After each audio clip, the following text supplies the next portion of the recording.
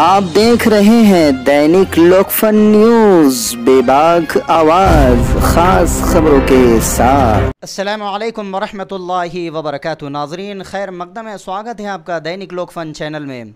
नाजरीन, एक खबीस जिसका नाम वसीम रिजवी है, जो तरह तरह की अलग अलग सुर्खियों में देखा जाता है, जाना जाता है। मैं तो समझता हूँ कि एक फाहिशा औरत जो होती है, जो अपने चर्चे चाहती है, तो वो तरह तरह के कपड़े कहीं के उतारती है और अपनी जो जिस्म की जो है तो नुमाइश लोगों तक पहुंचाने का काम करती है, ताकि उसका अच्छा धंधा चले और लोग उसको चाहने लगे और लोग उसकी डिमांड करने लगे। इसलिए वो कपड़े उतारते जाती है और यहाँ तक कि वो बिल्कुल बरहना हो जाती है, और उस बरहना होने को भी, नंगा होने को भी वो उसके सामने ऐब नहीं समझती और उसको बुरा नहीं समझती, इसलिए कि वो उसकी फ़ैशन बन चुकी होती है, उसकी वो रोज़ी रोटी बन चुकी होती है। तो ऐसा ही वसीम रिजवी भी अपने अकीदे के कपड़े उतार रहा है और वो ये नहीं समझ रहा है, नालायक, कि वो कितना बरहना हो चुका है अकीदे के ताल्लुक़ से। तो इसी बात को जानने के लिए मैं सिल्लोड़ शहर की मजलिस उलमा के ज़िम्मेदार मेरे साथ में मौजूद हैं।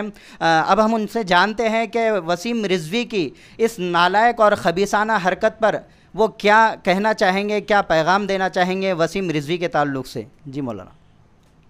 अस्सलामु अलैकुम वरहमतुल्लाहि वबरकातुहू। फ़क़द क़ाल अल्लाहु तबारक व तआला फ़ी कलामिहिल मजीद फ़अऊज़ु बिल्लाहि मिनश शैतानिर रजीम बिस्मिल्लाहिर रहमानिर रहीम इन्ना नहनु नज़्ज़लना ज़िक्र व इन्ना लहु लहाफ़िज़ून सदक़ल्लाहुल अज़ीम। हर आए दिन, हर एक दिन आड़े, दो दिन आड़े, कुछ न कुछ अखबार के अंदर, इश्तिहारात के अंदर, टीवी चैनलों पर हम ये देखते हैं कि हर कोई कुत्ता उठता है और इस्लाम के ऊपर और शरीयत के ऊपर और सहाबा के ऊपर अंगुश्त नुमाई करने लगता है। और ये माजी से चला होते आ रहा है कि सहाबा इकराम के ज़माने के अंदर भी तरह तरह के फितने सामने आए, तरह तरह की चालें मुनाफिकों ने जो तो चलाई, कभी सहाबा की शान में, तो कभी कुरान के ऊपर, तो कभी शरीयत के ऊपर, हर तरह से इल्ज़ामात आयद किए। इसी तरह से हमारे सामने ये वसीम रिजवी, ये यहूदियत का नुत्फ़ा, ये यहूदियों का एजेंट है जो हिंदुस्तान के अंदर छोड़ा गया है, ये जिस तरह से शरीयत के ऊपर और कुरान के ऊपर अंगुश्त नुमाई कर रहा है, जिसने कुरान के अंदर जिन 26 या 24 आयतों को की तहरीफ़ का कोर्ट के अंदर मुकदमा दायर किया है, हम इसकी मजलिस उलमा सिल्लोड़ की तरफ से पुरजोर मुखालफत करते हैं और वसीम रिजवी को ये बता देना चाहते हैं कि तारीख़ हमेशा इस बात को याद रखेंगी कि कुरान करीम जिस तरह से हम तक पहुँचाया गया है, कुरान करीम जिस पर उतारा गया है वो भी महफूज है, जिस शख्सियत पर उतारा गया उसकी सीरत भी महफूज है, कुरान के ऊपर जो ज़बर लगाए गए हैं उसका ज़बर भी महफूज है, उसका ज़ेर भी महफूज है, उसका पेज भी महफूज है, हर तरह की जितने उसके लिखने वाले, पढ़ने वाले, तमाम चीज़ें उसकी महफूज है, हर चीज़ें तमाम उसकी शरीयत ने जो हर चीज़ को महफूज किया है। और अल्लाह रब्बुल इज़्ज़त ने इस किताब की हिफाजत का ख़ुद कलाम पाक के अंदर वादा किया है कि इन्ना नहनु नज़्ज़लना ज़िक्र व इन्ना लहु लहाफ़िज़ून, कि हमने ही कुरान पाक को उतारा है और क़यामत तक हम ही उसकी हिफाजत करेंगे। लिहाजा ऐसे कुत्तों के भौंकने से और यहूदियों के एजेंट से और यहूदियों के नुत्फ़ों से ये तरह तरह की आवाज़ें जो उठाते हैं, इससे उम्मत मुस्लिमा परेशान न हो। ये जो है तो सहाबा के ज़माने से होता चला आ रहा है कि हर कोई अपने आप को अपनी पब्लिसिटी के लिए और अपने आप को ऊंचा दिखाने के लिए और अपने आप की पब्लिसिटी करने के लिए जो तो तरह तरह के हथकंडे इस्तेमाल करता है। कभी सहाबा की शान में गुस्ताखियाँ करता है, कभी अल्लाह के नबी की रिसालत के ऊपर जो तो अंगुश्त नुमाई करता है। इस बदबख्त ने, वसीम रिजवी ने जो तो कलाम इलाही के ऊपर अंगुश्त नुमाई की है।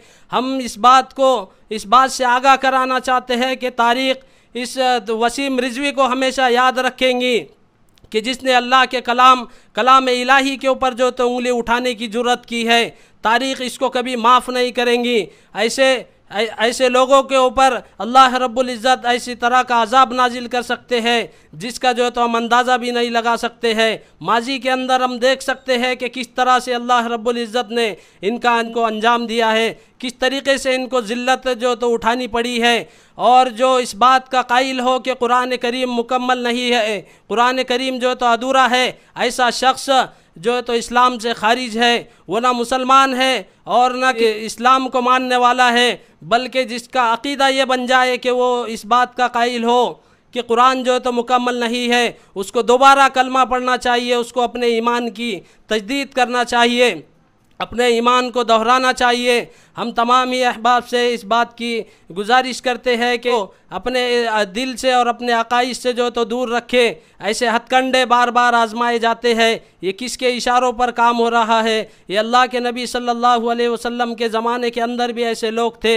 ये वही वसीम रज़वी, ये वही यहूदियों के एजेंट की तरह जो है तो काम कर रहा है, जिन्होंने माजी के अंदर भी जो के कायल थे कि कुरान जो है तो नामुकम्मल है, लेकिन जिसका ये अकीदा बन जाए कि कुरान मुकम्मल नहीं है, वो जो है तो दीन इस्लाम से खारिज हो जाता है। उसको दोबारा जो है तो कलमा पढ़ना चाहिए, उसको अपने ईमान की जो है तो तजदीद करना चाहिए। लिहाजा मैं तमामी अहबाब के, तमामी देहातों के और कस्बों के रहने वाले मुसलमान अहबाब से, अहले ईमान के मानने वालों से इस बात की अपील करता हूँ कि वो इस कमीने के ख़िलाफ़, इस बदबख्त के ख़िलाफ़ जो है तो अपने अपने स्टेशन के अंदर इसके ख़िलाफ़ जो है तो FIR दर्ज कराए, ताकि इसको जल्द से जल्द गिरफ़्तार किया जाए। माशाल्लाह नाज़रीन, मौलाना इमरान इशाअती ने जो आखिर में लास्ट में जो बातें कही हैं कि जो भी देहात वाले हैं, कस्बे वाले, जहाँ पर ईमान वाले जहाँ कहीं भी रहते हैं, तो वहाँ पर उनके इलाके में जहाँ पर भी पुलिस स्टेशन होगा, वहाँ पर जाकर इस कमीने और इस खबीस के ख़िलाफ़ FIR दर्ज करवाएं। आओ। और नाज़रीन, वैसा तो अल्लाह तबारक व तआला मोहताज नहीं है कि उसको कड़ी सी कड़ी सज़ा दे दे। हमें चाहिए कि फ़िलहाल में जिस तरह से मौलाना ने कहा कि अपने इलाके के पुलिस स्टेशन में जाकर कंप्लेन करो। इसी के साथ रुखसती चाहूँगा। जिन साथियों ने हमारे दैनिक लोकफन चैनल को सब्सक्राइब नहीं किया है, वो सब्सक्राइब कर लें ताकि रोज़ की खबरें आप तक फ़ौरन पहुँचती रहें। खुदा हाफिज़।